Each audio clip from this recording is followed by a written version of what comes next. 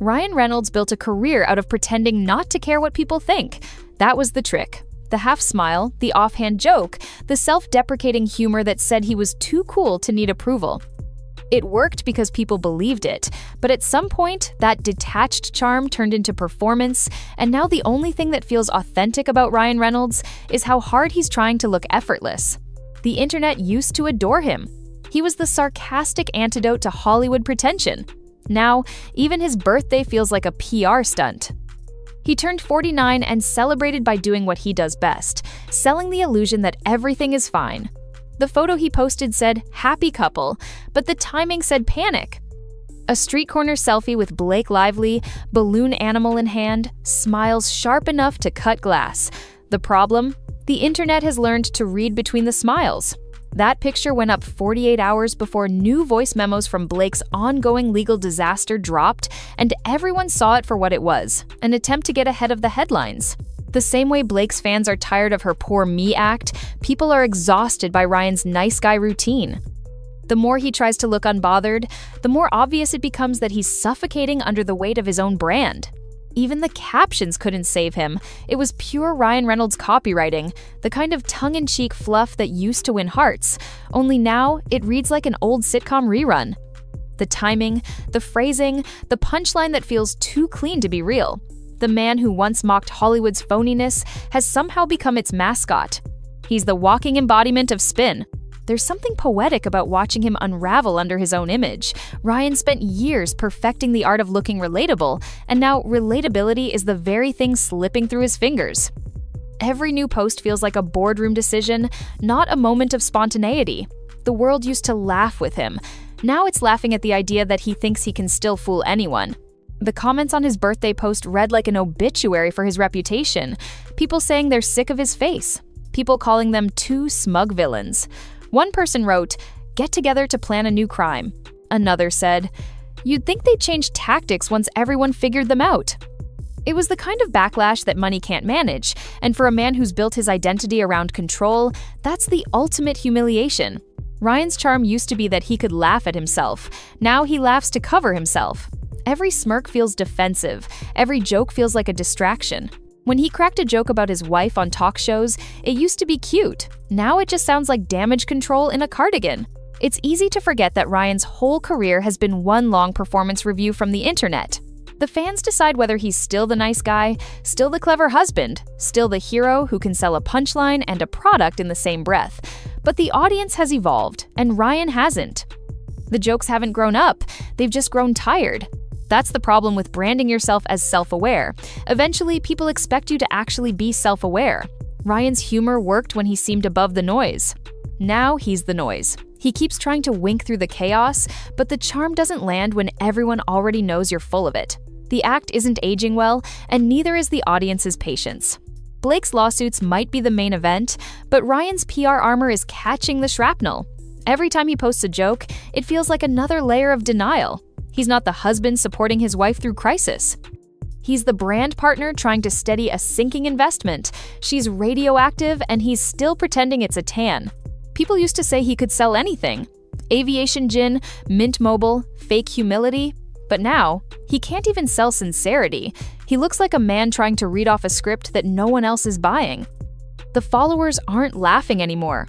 They're analyzing. Every caption, every pose, every public smile gets dissected like evidence at a trial. When the internet turns on you, it doesn't happen all at once. It's slow. A comment here, a meme there. Then one day, people stop defending you, and you realize the applause has turned into silence. Ryan's birthday selfie was the silence. It wasn't outrage. It was disinterest dressed as disdain. The moment people decided he was no longer funny, just familiar. And nothing kills a career faster than being forgettable. It's cruelly fitting that he posted that balloon photo. Balloons are perfect metaphors for Ryan Reynolds, full of air, carefully tied, and one pin away from collapse.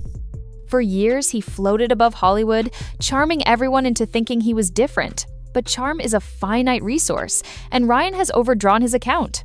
The internet's not buying the nice guy anymore because there's nothing nice about manipulation in a smile. Blake's influence lingers in all of it. You can almost feel her fingerprints on the strategy, the timing, the framing, the curated spontaneity. She's made an art out of orchestrating chaos and calling it authenticity. And Ryan, always the marketer, seems to have confused partnership with puppetry. Together, they're not a power couple, they're a PR case study in what happens when you believe your own branding. They wanted to look united. Instead, they looked rehearsed. The smiles too polished, the laughter too still. They looked like two people performing happiness for an audience that stopped clapping months ago. The internet didn't see love. It saw fear. Fear of relevance fading, fear of control slipping, fear of becoming exactly what they've always mocked, Hollywood cliches with nothing real left to show. Ryan thought this birthday would remind people who he was. It did. It reminded them that the Ryan Reynolds they loved doesn't exist anymore. He's been replaced by a corporation in sneakers, a man who confuses marketability with humanity. The world doesn't hate him, they're just tired of pretending he's still the joke worth laughing at. His brand was built on charm, and his downfall will be too, because nothing ages faster than a smile that's for sale. His biggest flaw isn't arrogance, it's overconfidence in his own likability. He really believes that a grin can fix the damage, that another quip will buy back goodwill. But charm can't cover cracks forever, and the internet never forgets. Ryan can't hide behind charm forever. The trick only works when the audience still wants to be fooled. But now, every joke he cracks feels like a plea for validation, and every smile feels like an apology wrapped in arrogance. The old Ryan used humor to bridge the gap between himself and the audience. The new Ryan uses it to build a wall. He's not connecting anymore. He's shielding himself from the fact that people have caught on. The laughs have turned into awkward pauses, and even the fans who once defended him are starting to look embarrassed for him. This is what happens when a man believes his own press. He's so used to being adored that he can't process indifference. For years, he watched the internet crown him the clever one, the cool one, the exception to the Hollywood rule. But now that the same internet has turned cold, he's acting like it's everyone else who changed. Maybe that's the most unlikable part of all. The denial, the idea that he's still the hero in a story that's moved on without him. Ryan's not a monster. He's worse than that. He's ordinary. The shine has worn off, the jokes have dulled, and the man who once felt untouchable has finally joined the rest of us in the land of the unimpressed. The birthday selfie was supposed to make him look happy, grounded, in control. Instead, it made him look exactly like what he's become, desperate to matter. It's almost poetic that the guy who built an empire on timing is now the one who doesn't know when to stop talking. He'll keep posting, he'll keep smiling, he'll keep pretending the applause never stopped, because that's what happens when your entire personality is audience dependent. You can't quit when the crowd leaves. You just keep performing in an empty room, hoping the echo will sound like laughter. And for Ryan Reynolds, that might be the saddest part of all. The man who taught everyone how to laugh at him forgot what it means when they stop. So, here he is, the birthday boy with the balloon, grinning for the camera while the crowd turns away. Not canceled, just exposed, not hated, just irrelevant. The curtain didn't fall. The lights just stopped caring. And somewhere, between the hashtags and the headlines, the man who used to make everyone laugh became the punchline.